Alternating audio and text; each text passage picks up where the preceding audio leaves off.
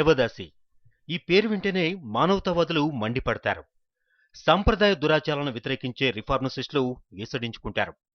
వందల ఏళ్ల నాటి ఈ దురాచారం ఇంకా తెలుగు రాష్ట్రాల్లో అమలవుతోందంటే స్త్రీలను విలాస వస్తువుగా మార్చి గ్రామాల్లో జోగిని పేరుతో దేవదాసి పేరుతో ఏ విధంగా వారిని శారీరకంగా మానసికంగా దోచుకుంటారో ఇట్టే అర్థమవుతుంది.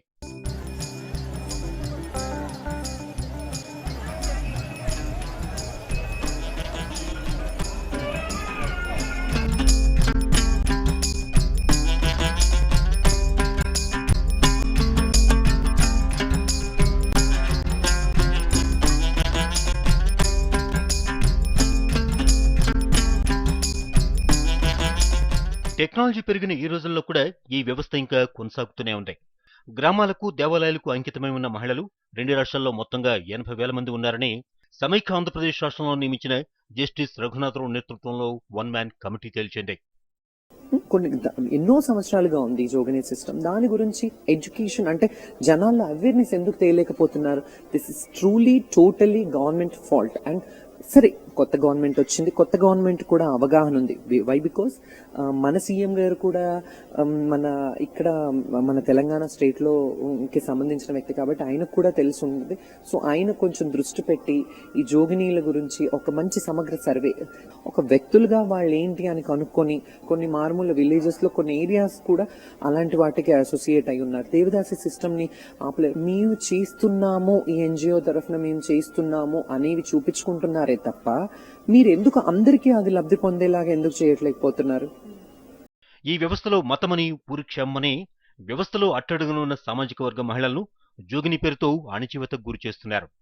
దేవదాసి జోగిని మహిళలను ఊరుమ్మడి ఆస్తిగా పరిగణిస్తున్నారు. దేవుని పేరుతో పెత్తందారులు వారిని శారీరకంగా వాడుకుంటున్నారు. ఫలితంగా వారి పిల్లలు ఒంటరివారవుతున్నారు. సమాజంలో తీవ్ర వివక్షతకు గురవుతున్నారు. వారి పిల్లలు సమాజంలో ముందుకు సాగలేక, వ్యవస్థను ఎదుర్కోలేక తిరిగి అదే దేవదాసి దురాచార చట్టంలో బందీలుగా మారిపోతున్నారు. అయితే ఈ జోగిని వ్యవస్థ పేరిట మహిళల మీద అమానవీయమైనటువంటి అమానుషమైనటువంటి దౌర్జన్యము కొనసాగుతుంది. వారి మానవ హక్కులను హరిస్తూ ఎప్పటికీ కూడా మరి వాళ్ళకి దేవత పూనిందనో లేకపోతే ఇంకోటనో చెప్పి జుత్తులు పట్టుకొని తిప్పి వాళ్ళని కొరడాలతో కొట్టేటటువంటి సంస్కృతి ఎక్కడిది ఇది? ఇంకా ఈ కాలంలో ఇన్ని హక్కుల గురించి మాట్లాడేటప్పుడు ఒక మహిళ మీద అటువంటి దౌర్జన్యకరమైనటువంటి హింసని ఎట్లా మనం సమర్థిస్తాము? వీటినన్నింటినీ కూడా తుదకుంటా రూపుమాపడానికి పటిష్టమైనటువంటి కేంద్ర చట్టం రావాలి. ఎక్కడికక్కడే కేసులు బుక్ చేసి చర్యలు తీసుకొని కఠినంగా శిక్షించేటటువంటి ప్రయత్నాలు, చట్టాలు తీసుకురావడానికి కేంద్ర ప్రభుత్వం ఒక చట్టం చేయాలని కోరుతున్నాం.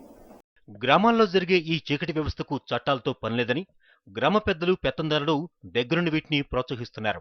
పురాణ కాలం నుంచి కొనసాగుతున్న దేవదాసి వ్యవస్థపై ఇప్పుడిప్పుడే సంస్కరణలవాదులు, మేధావులు, ప్రజా సంఘాల నేతలు మేల్కొంటున్నారు.